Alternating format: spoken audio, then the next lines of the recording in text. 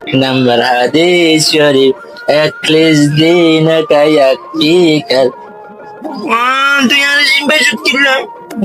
দাদু তো লাগে দিম দাদু এলে লাগে দিম দাদু কইছে দাদি মারবো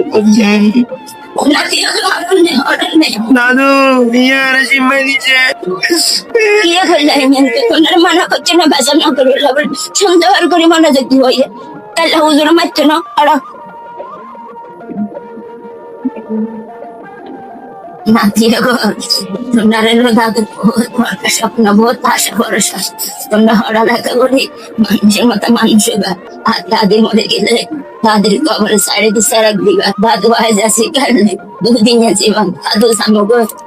তুমি সন্ধ্যার মধ্যে দাদু কবর জিয়ারত করবা দোয়া দাইয়ে দাদু এনে কন্টে যায় আন্দার তুই মারা যাবে তুই যাইছেন না।